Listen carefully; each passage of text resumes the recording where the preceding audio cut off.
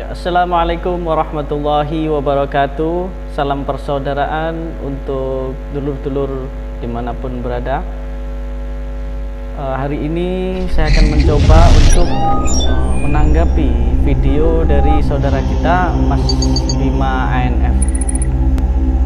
Jadi Mas Bima ANF ini beberapa hari yang lalu mengupload video tentang pendapat pribadinya beliau terkait dengan warga kehormatan.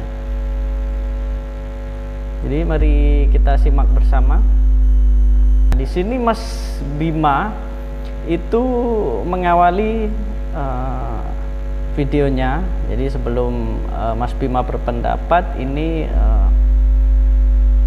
Mas Bima mengangkat sebuah audio pembicaraan dari Kang Mas Tarmadji. Mari kita simak bersama. Sebelum saya mengemukakan pendapat saya secara pribadi, dulur-dulur, monggo dulur-dulurku, kita dengarkan cuplikan sebuah obrolan dari Kang Mas Tarmadji Budiarson. Kalau satu saya dan Warno memanggil Satradi Pusat memanggil serangan sama nasional utama ibu yayasan setiap ini ada untuk mencari anak yang ada di Bangkok yang waktu itu banyak dibakar. Nah, kalau maju itu seperti sekarang ini ya, contoh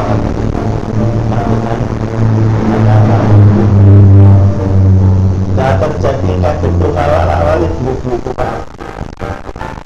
aku udah kok bisa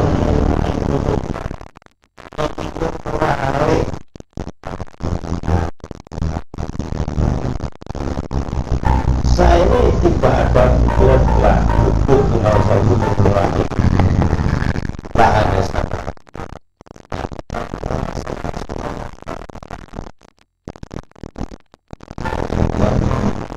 aku menengah orang-orang itu Menurut saya pribadi ya, kondisi organisasi pada saat itu dengan kondisi organisasi yang sekarang ini pasti sangat jauh berbeda, dulur-dulur. Sangat setuju dengan perkataan Mas Bima bahwasanya kondisi organisasi pada saat itu dengan sekarang memang sangat jauh berbeda. Video tersebut yang diangkat Mas Bima tadi di awal ternyata adalah video percakapan dari Kang Mas Tarmadji tentang pendirian yayasan, kemudian pembelian tanah padepokan. Jadi percakapan beliau adalah tentang, sekali lagi, tentang yayasan dan juga padepokan. Jadi kalau menurut saya, kalau dijadikan referensi untuk membahas tentang warga kehormatan yang saat ini sedang marak, ini saya kira tidak ada korelasinya seperti itu. Ini adalah merupakan dua kasus yang berbeda. Kita simak penjelasan Mas Bima berikutnya.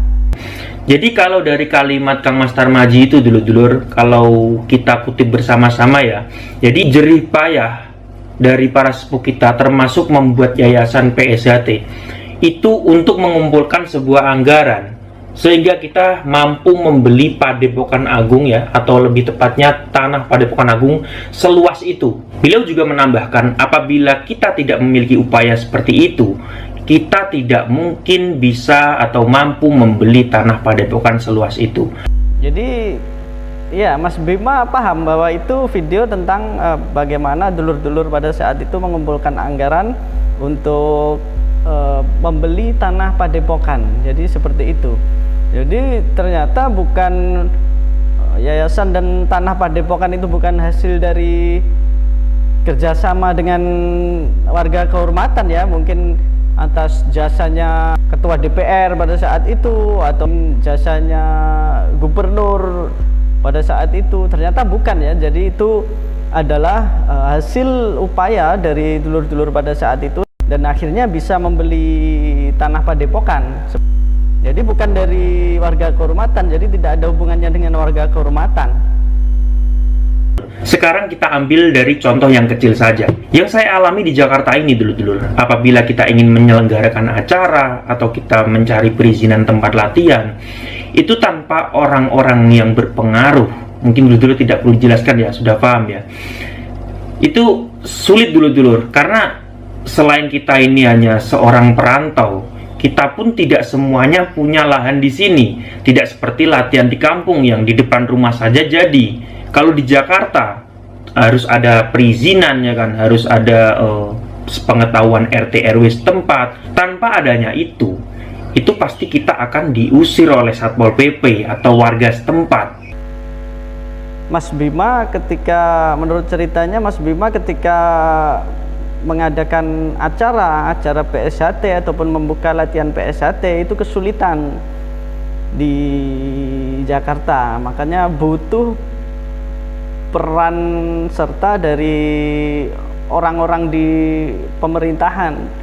Jadi menurut Mas Bima seperti itu, dan tidak seperti di kampung yang latihan di depan rumah saja jadi.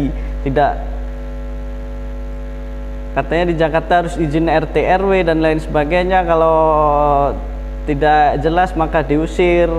Bukannya sama saja Mas Bima, di kampung pun kita harus tetap ada izin. Jadi PSHT ini bukan organisasi sakarepe dhewe. Ini bukan cuma di Jakarta kalau menurut saya Mas Bima.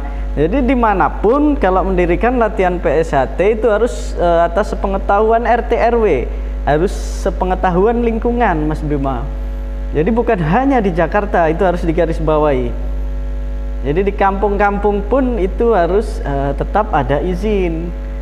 Dan kalau dikaitkan dengan pernyataan Mas Bima, kesannya kan nanti kalau kita ngangkat warga kehormatan, ngangkat gubernur atau ngangkat bupati, ngangkat ketua DPR, mungkin menurut Mas Bima dipermudah buka-buka latihan. Di mana sekarang ini membuka latihan PSHT itu sulit. Jadi PSHT ini tidak bergantung kepada pejabat-pejabat. Sekarang ini warga PSHT itu beragam, dari mulai tingkat paling bawah, tingkat ekonomi paling bawah, sampai jenderal sekalipun kita punya saudara PSHT. Jadi apa sulitnya untuk membuka latihan?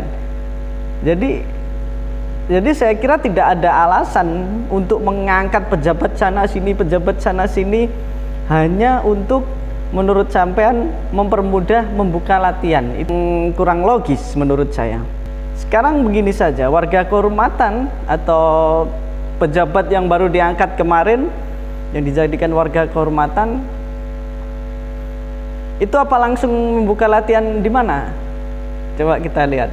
Begitu diangkat jadi warga kehormatan, selang berapa hari kita lihat dia menyurati KONI, menyurati IPSI dan lain sebagainya. Untuk apa? Untuk menggagalkan acara PSHT,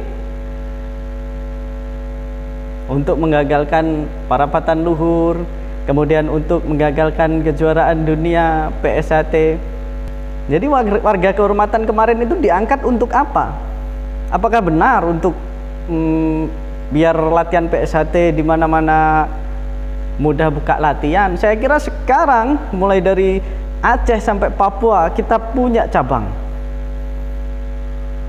Mulai dari Aceh hingga ke Papua, bahkan komisariat luar negeri sudah banyak. Jadi apa yang sulit sekarang Mas Bima membuka latihan PSHT?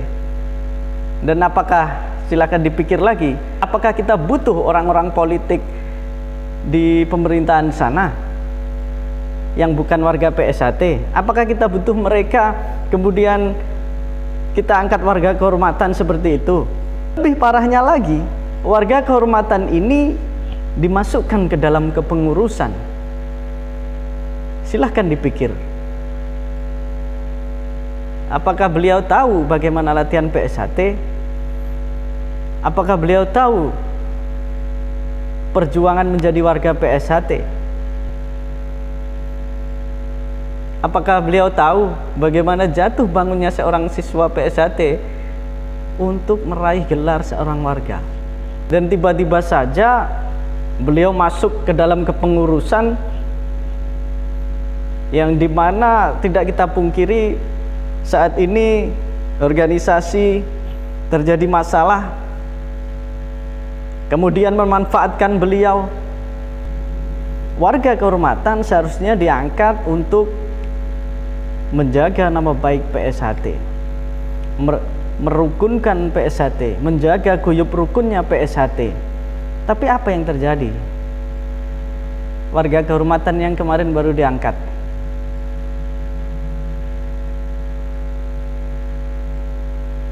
Jadi tidak usah kita pungkiri bahwasanya memang ada kelompok-kelompok yang ingin memanfaatkan orang-orang di pemerintahan, orang-orang politik untuk menjadi jembatan dalam rangka tercapainya tujuan mereka. Kita tidak tahu apa tujuan mereka. Jadi kalau mengangkat warga kehormatan hanya untuk alasan membuka latihan PSHT biar mudah di mana-mana acara PSHT didukung begini-begini, saya tidak sependapat dengan itu. Jadi tanpa mereka pun organisasi PSHT sudah besar, berkembang pesat dimanapun, mulai dari Aceh sampai di Papua hingga komisariat luar negeri.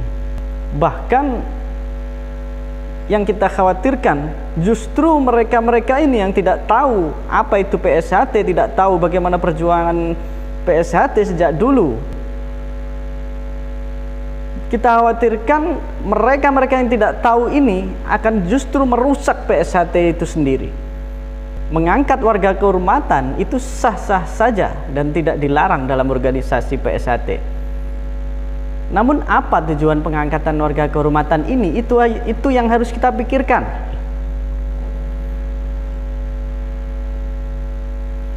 Misal Menteri Pemuda dan Olahraga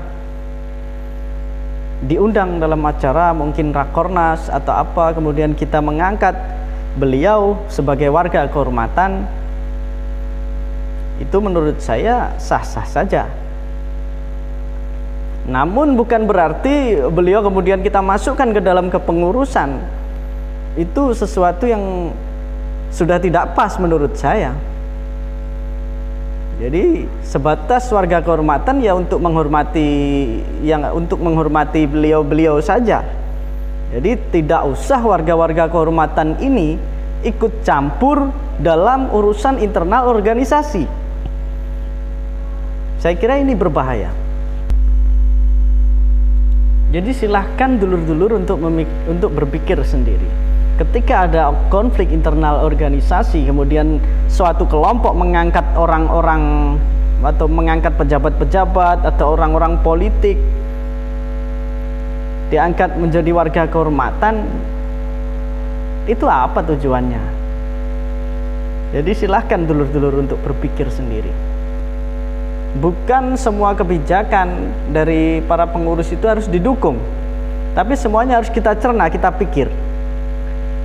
Apakah kebijakan-kebijakan itu sesuai dengan aturan organisasi?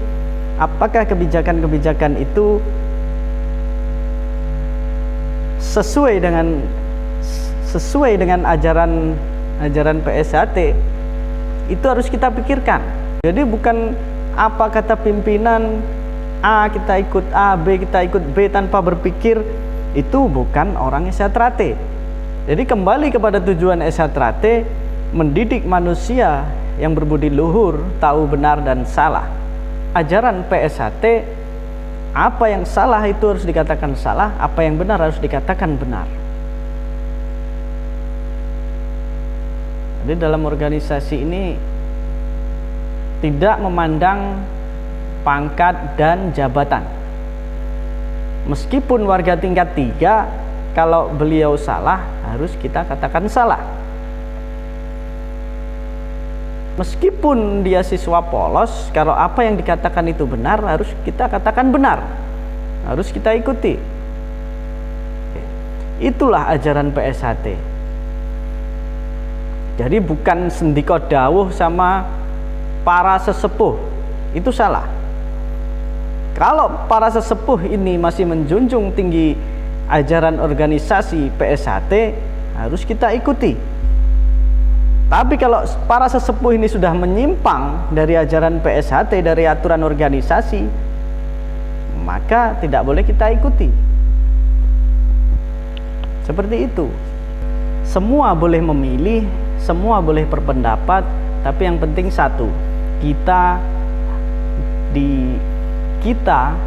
harus tetap menjaga persaudaraan ini lahir maupun batin. Jadi jika ada doktrin-doktrin yang menyatakan di sana musuh, di sana musuh, di sana musuh, saya pikir itulah orang-orang yang akan merusak PSHT itu. Selama sudah dikecer menjadi warga PSHT, mereka semua adalah saudara kita. Cukup sekian dari saya. Mohon maaf bila ada kekurangan dan kesalahan. Yang jelas bagaimanapun, mari kita jaga organisasi kita tercinta, yaitu PSHT. Salam persaudaraan, PSHT Jaya.